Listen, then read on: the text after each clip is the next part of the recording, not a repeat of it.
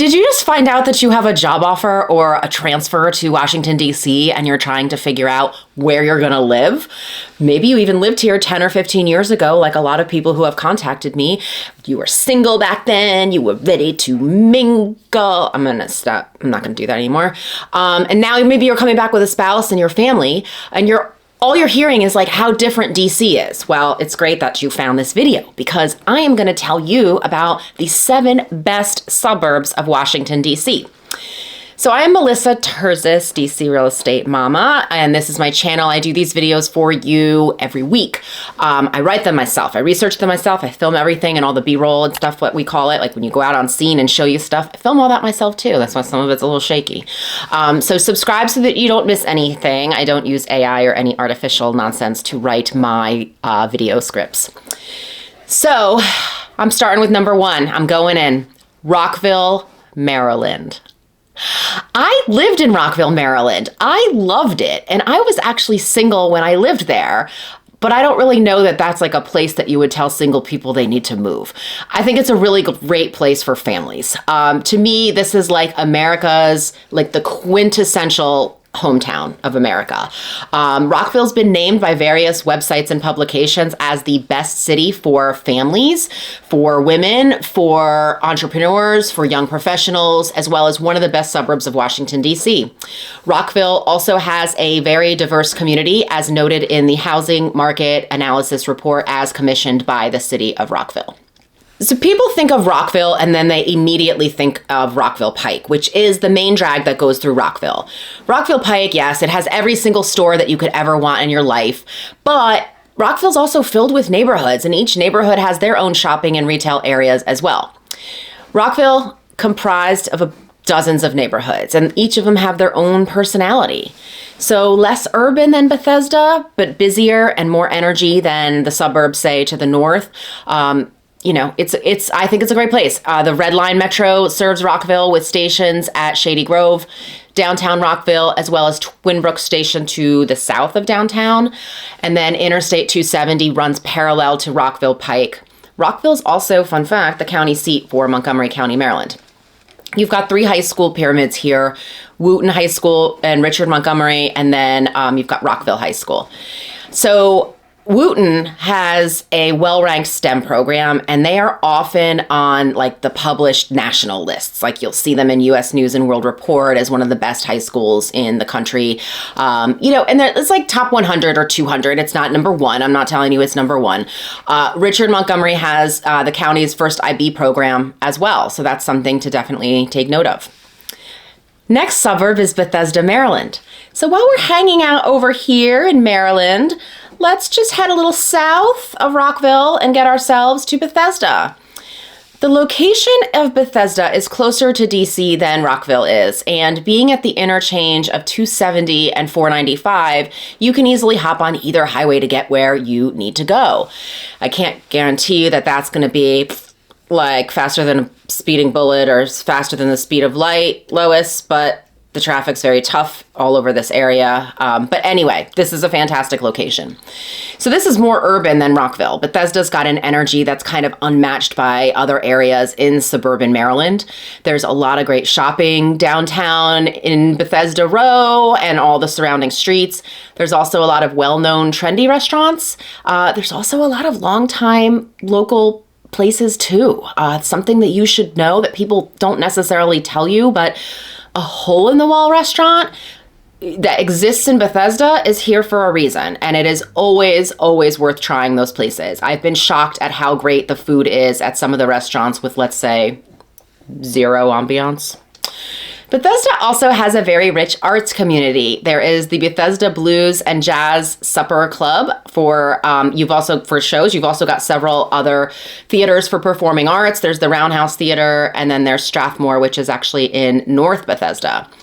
Public schools are also high rated. Like, this is the reason a lot of people end up choosing to move here and why property values hold and soar as a result.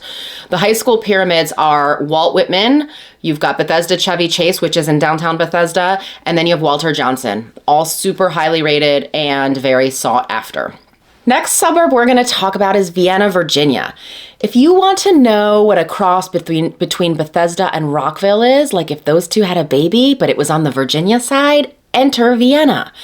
So people move to Vienna for the schools, the family activities, the events, the slower pace of life, and green space. Vienna has a main street, which is called Maple Avenue, and there's a lot packed into this little strip. This isn't the boring suburbs by any stretch. There's actually a wide variety of ethnic food options in terms of your restaurants on Maple Avenue. Shopping also really close by, you just a couple minutes from Tyson's if you can't find what you need in Vienna. The town of Vienna has 12 parks. The W&OD, which is the Washington and Old Dominion Trail, goes right through Vienna. The entire trail is 45 miles. It actually starts in Shirlington, which is in South Arlington, and it goes all the way to Purcellville, Virginia, and about 10 miles into its trek, it goes right through downtown Vienna.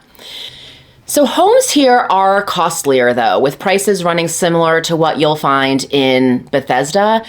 Generally, my buyer clients find that something in the $1.2 to like $1.6 million range is going to be what they need to get enough space for their family and the yard and everything else that they want that comes with living in the burbs.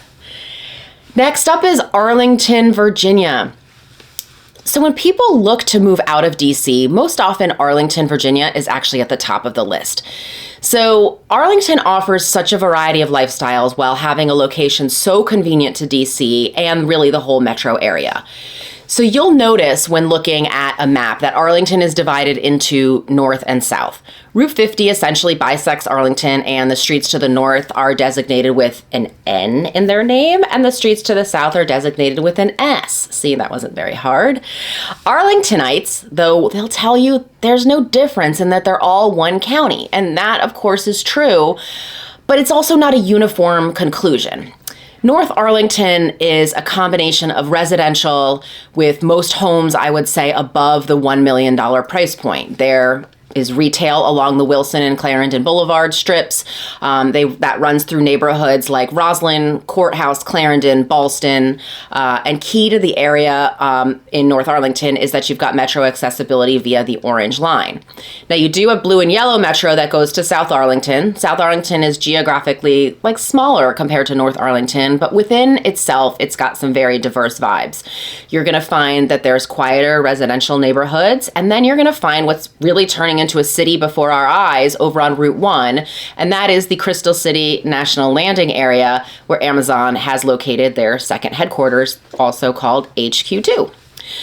Now, also in South Arlington is Shirlington, which has its own little downtown and a similar feel really to Clarendon in North Arlington. Arlington boasts that anybody in the county can walk to a park within 10 minutes. That's amazing. They really love their green space. Their Parks and Recreation program is outstanding. The Arlington school system has 3 high schools. You have Yorktown, Washington Liberty, and then you also have Wakefield. The county is more urban than other suburbs, but I would say what people really love about living in Arlington is the sense of community, the walkability, the easy access to almost everything in the area. If you're leaving DC and you're leaving city life, going to Arlington is not a huge change in lifestyle. It just sort of dials down the city vibe a little bit, but not a ton. Next up is Falls Church City, Virginia. So the city of Falls Church is nicknamed the Little City for good reason. Contained within 2.2 square miles, the population of Falls Church City is 14,000. It is the second smallest city in the Commonwealth of Virginia. It has its own government and its own school system. So this is one of the most coveted areas in which to live. The schools are the reason that families flock here. The small school system is top rated, and because it's so small, it's actually run like super efficiently. It doesn't have all that like bureaucratic nightmare stuff that you're seeing in other larger county jurisdictions. Falls Church City Public Schools serves 2,600 students. There are 5 schools in total. You've got a preschool. You have Mount Daniel Elementary, which is kindergarten to 2nd grade. And then you have Oak Street Elementary, which is 3rd through 5th grade. You have Mary Ellen Henderson Middle School and Meridian High School. All grades here participate in the IB, which is the International Baccalaureate program.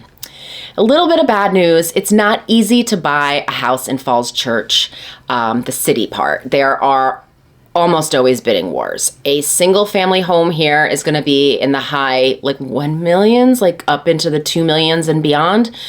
People say it's worth it though for the relaxed pace, the family-friendly lifestyle, the great schools, the fact that you never have to consider private at any juncture because the schools are so good, the little downtown area with all the cool restaurants and mom and pop places.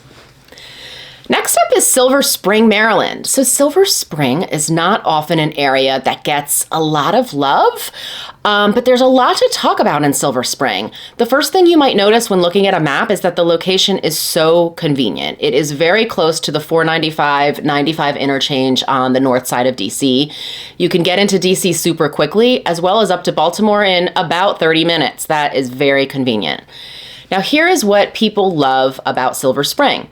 There's just this like down to earth quality that it's getting harder to find that anywhere in the country, but especially in a city like that's as big as DC is.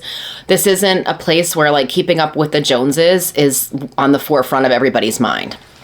Silver Spring is huge, though, and there are dozens and dozens of neighborhoods that comprise it. The areas further north and closer to the ICC, which is the inter-county connector, have more land and homes that are priced more affordably, and then like further south, really. But you can still find homes in Silver Spring well under $1 million, which in this area is really hard to find.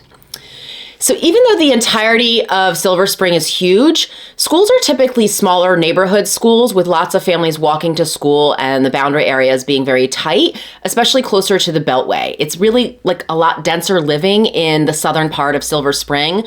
So the school catchment area, like I said, is very tight. Now, while you're part of this larger like Silver Spring address, your neighborhood when you're living in the southern part of Silver Spring really does feel like a small town. All right, next we have Burke and West Springfield, and yes, I combined them together, but for good reason.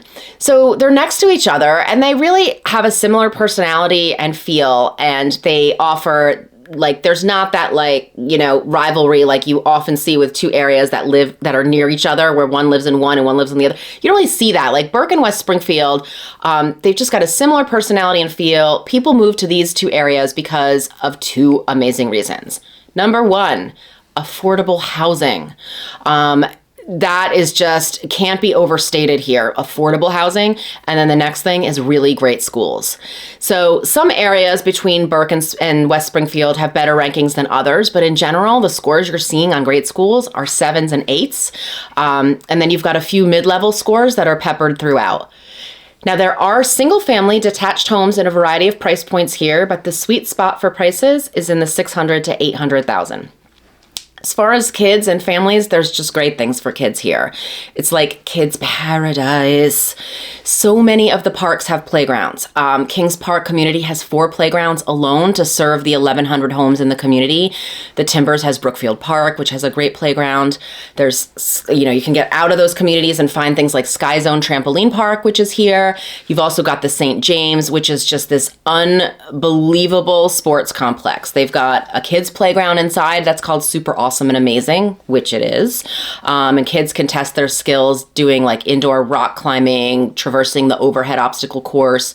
They can visit virtual reality games, or there's an indoor water park that's in the St. James, which is also pretty awesome. They offer camps. They have leagues where you can learn to play sports. This is literally worth moving to Springfield for. I'm not even kidding.